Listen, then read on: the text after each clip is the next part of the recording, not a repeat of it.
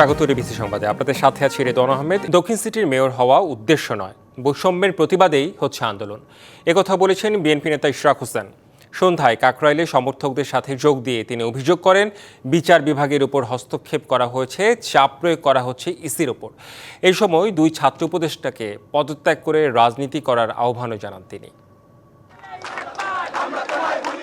BNP নেতা ইশরাক হোসেনকে mayor হিসেবে দায়িত্ব বুঝিয়ে দেওয়ার দাবিতে রাজপথে টানা আন্দোলনে কর্মী সমর্থকরা। সময়ের সাথে বদলেছে অবস্থান। নগর ভবন থেকে মৎস্য ভবন, এরপরে কাকরাইলের সামনে এসে জড়ো হন আন্দোলনকারীরা। বুধবার সন্ধ্যায় আন্দোলনে একত্রতা জানাতে কাকরাইলে সমর্থকদের সঙ্গে যোগ দেন বিএনপি নেতা ইশরাক হোসেন। এ সময় তিনি বলেন, মেয়র হওয়া নয়, বৈষম্যের প্রতিবাদেই এই আন্দোলন। এখানে কোনোদিনও আমার মেয়র হওয়ার, মেয়র শপথ নেওয়ার বা ক্ষমতা গ্রহণ করার উদ্দেশ্য অথবা মূল লক্ষ্য ছিল না। আমার প্রতি বৈষম্য করা হয়েছে। জনাব নাহিদ ইসলাম উনি পদত্যাগ করে গিয়ে রাজনীতি দিয়ে জয়েন করেছেন, রাজনীতি করছেন। কিন্তু বাকি যে দুজন উপদেষ্টা রয়েছে তারা এখনো এই সরকারের ভেতরে রয়েছে এবং তাদেরকে মদত দিচ্ছে বাংলাদেশ জাতীয়তাবাদী দল আগামীতে যাতে নির্বাচনে না আসতে পারে। বিচার বিভাগে হস্তক্ষেপ ও নির্বাচন কমিশনের ওপর চাপ প্রয়োগ করা হচ্ছে এমন অভিযোগ করে এ সরকারের অধীনে জাতীয় নির্বাচন কতটা নিরপেক্ষ হবে এমন প্রশ্নও করেন তিনি। সরকারের ভেতর থেকে বিচার বিভাগের উপরে হস্তক্ষেপ করা হয়েছে রায় প্রদানের সময়। নির্বাচন কমিশনকে এক প্রকার জিম্মি করার চেষ্টা করা আজকে হয়েছে, আপনারা দেখেছেন। আমার সাথে যদি এই আচরণ করা হয়, যখন জাতীয় নির্বাচন হবে, রাষ্ট্র ক্ষমতা পরিবর্তনের প্রশ্ন চলে আসবে, তখন কি আপনারা আশা রাখতে পারেন যে নিরপেক্ষভাবে বাংলাদেশে জাতীয় নির্বাচন হবে? এর আগে ইশরাককে মেয়র হিসেবে ঘোষণার দাবিতে বুধবার সকাল থেকে বিক্ষোভ কর্মসূচিতে কার্যত অচল হয়ে পড়ে ঢাকার একাংশ। যান চলাচল বন্ধ হয়ে দুর্ভোগে পড়েন নগরবাসী। বৃহস্পতিবার রায় ঘোষণার আগ পর্যন্ত সড়কেই অবস্থান করবেন তারা। Farhana Juthi, DBC news, Dhaka. BNP নেতা ইশরাক হোসেন মেয়র হিসেবে শপথ নিতে পারবেন কিনা এই বিষয়ে কাল আদেশের দিন ঠিক করেছে হাইকোর্ট। রায় ঘোষণা পর্যন্ত সড়কে অবস্থান করার ঘোষণা দিয়েছেন তার কর্মী সমর্থকরা। বিস্তারিত জানাতে কাকরাইল এলাকা থেকে সরাসরি যুক্ত হচ্ছেন সহকর্মী রাকিব হোসেন। রাকিব হোসেন, ইশরাকের কর্মী সমর্থকরা কি বলছেন, সেই সাথে সেখানকার সামগ্রিক পরিস্থিতি কি রকম দেখতে চাই আপনার মাধ্যমে। আপনি জানেন যে গত 7 দিন ধরে কিন্তু বিএনপি নেতা ইশরাক হোসেনকে মেয়র পদে শপথ করানোর দাবিতে আন্দোলন করছে তার কর্মী সমর্থকরা।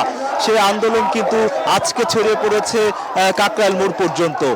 একটা বিষয় একটু জানিয়ে রাখি, বিকেল পর্যন্ত কিন্তু নগর ভবনের সামনে তার সমর্থকরা দাবি নিয়ে আসলে আন্দোলন করেন এবং বিকেল দিকে সেই আন্দোলন তারা মিছিল নিয়ে তারপর মৎস্য ভবন মোড়ে অবস্থান নেন।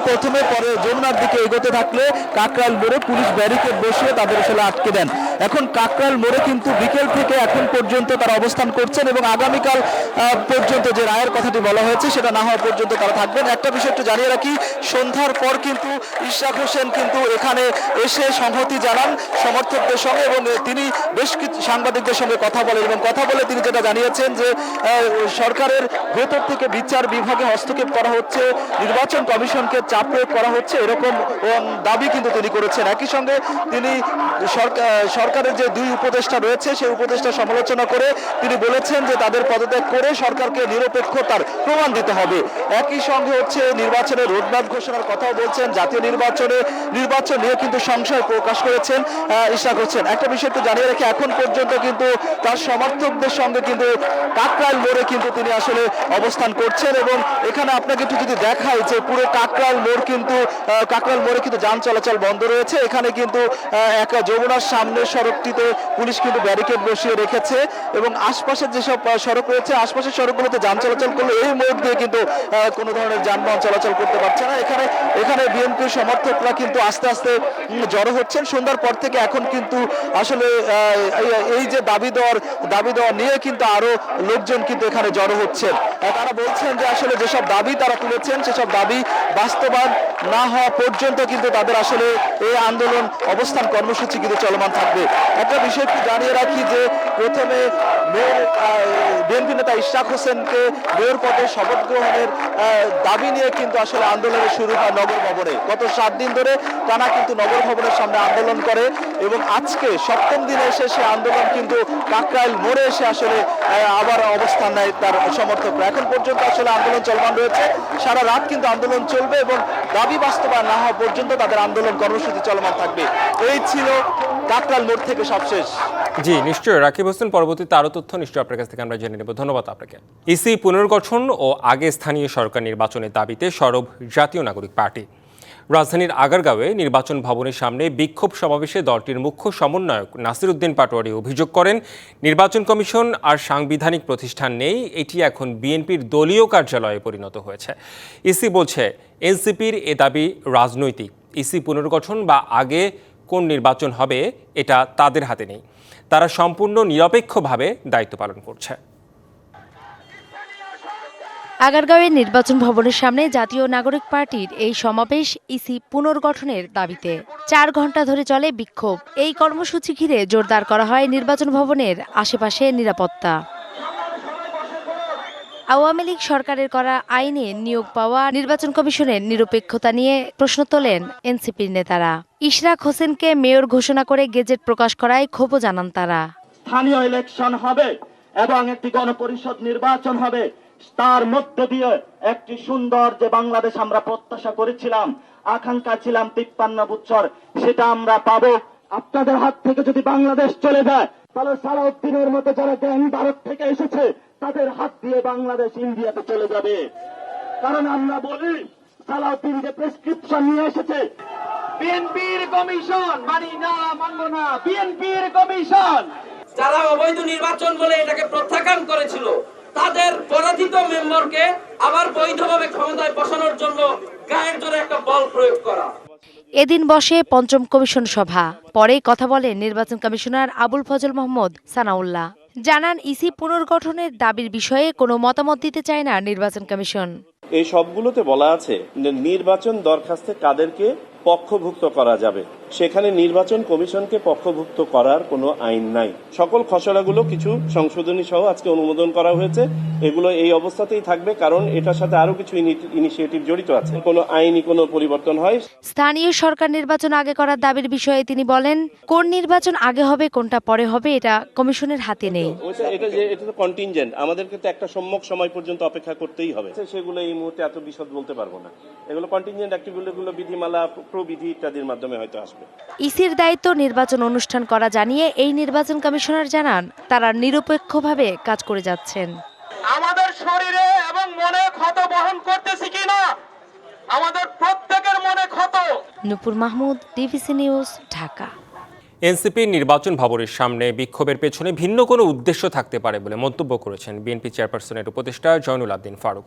তার প্রশ্ন, কার নির্দেশনায় তাদের এই আন্দোলন?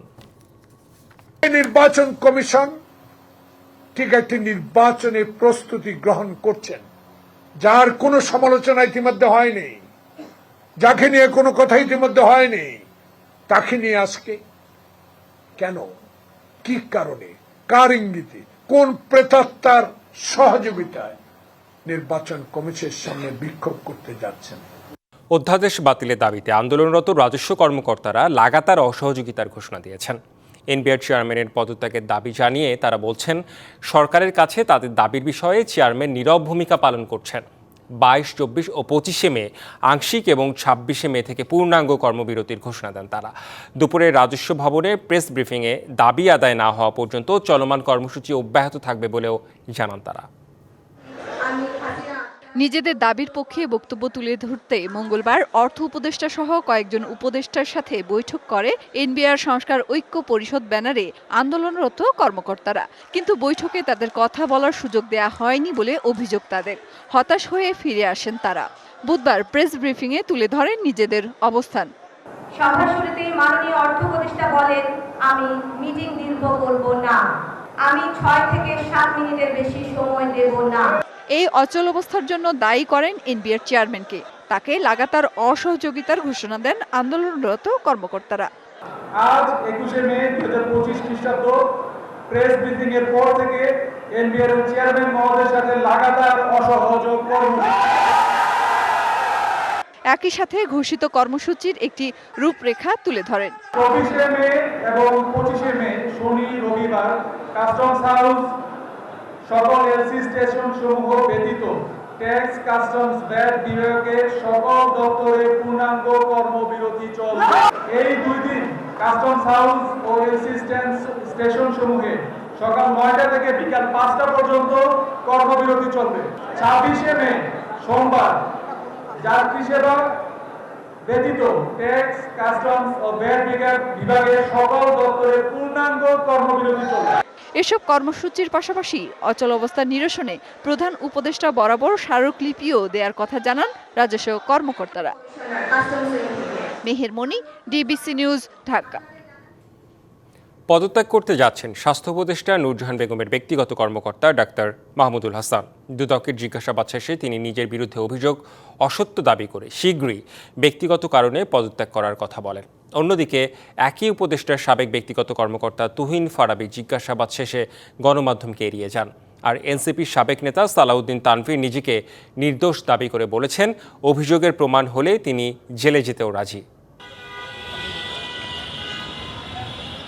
এপ্রিল মাসে জাতীয় নাগরিক পার্টি এনসিপি থেকে অব্যাহতি দেওয়া হয়েছিল দলটির তখনকার যুগ্ম সদস্য সচিব সালাউদ্দিন তানভীরকে। তার বিরুদ্ধে তদবির বাণিজ্য, চাঁদাবাজি, টেন্ডার বাণিজ্য সহ বিভিন্ন দুর্নীতির অভিযোগ অনুসন্ধান করছে দুদক। সে অনুসন্ধানের অংশ হিসেবে বুধবার দুদকের প্রধান কার্যালয়ে জিজ্ঞাসাবাদ করা হয় তাকে। ঘণ্টাখানেক জিজ্ঞাসাবাদের পর সাংবাদিকদের মুখোমুখি হন তিনি।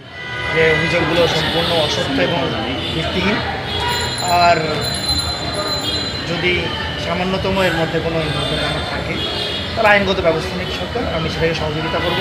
একইভাবে চিকিৎসক বদলি, তদবির ও টেন্ডার বাণিজ্যের মাধ্যমে শত কোটি টাকার অবৈধ সম্পদ অর্জনের অভিযোগে জিজ্ঞাসাবাদ করা হয়েছে স্বাস্থ্য উপদেষ্টার সাবেক ও বর্তমান 2 ব্যক্তিগত কর্মকর্তা তুহিন ফারাবী ও মাহমুদুল হাসানকে। তুহিন ফারাবী গণমাধ্যম এড়িয়ে গেলেও মাহমুদুল হাসান তার বিরুদ্ধে ওঠা অভিযোগ ভিত্তিহীন দাবি করেন। ডাক্তারদের বদলি, পোস্টিং, যে আর্থিকের লেনদেনের যে বিষয়গুলো, এগুলো আসলে নিউজে লেখা হয়েছে আমার ব্যাপারে, যেটা আমি অস্বীকার করছি। সেখানেও লেখা হয়েছিল যে আমি আসলে রাশিয়াতে পালিয়ে গিয়েছি। তো রাশিয়াতে আমার যাওয়ার কারণ ছিল যে খোকন চন্দ্র বর্মন, তার মুখে রিকনস্ট্রাকশন সার্জারির জন্য আমি রাশিয়ায় যাই তাকে নিয়ে। অভিযুক্তদের কাছ থেকে পাওয়া তথ্যের সঙ্গে বিভিন্ন মাধ্যমে আসা তথ্য বিশ্লেষণ করে পরবর্তী পদক্ষেপ নেওয়ার কথা জানিয়েছে দুদক। ওনাদের বক্তব্য এবং আমাদের কাছে যে অভিযোগগুলো আছে, তাদের বিরুদ্ধে যে অভিযোগগুলো আছে, সেই অভিযোগের বিষয়গুলো তথ্যপাত্র বিশ্লেষণ করে পরবর্তী প্রয়োজন পদক্ষেপ গ্রহণ করবেন। বৃহস্পতিবার স্থানীয় সরকার উপদেষ্টা আসিফ মাহমুদ সজীব ভুঁইয়ার সাবেক এপিএস মোয়াজ্জেম হোসেনকে জিজ্ঞাসাবাদের জন্য তলব করেছে দুদক। Farhaduzzaman, DBC news, Dhaka.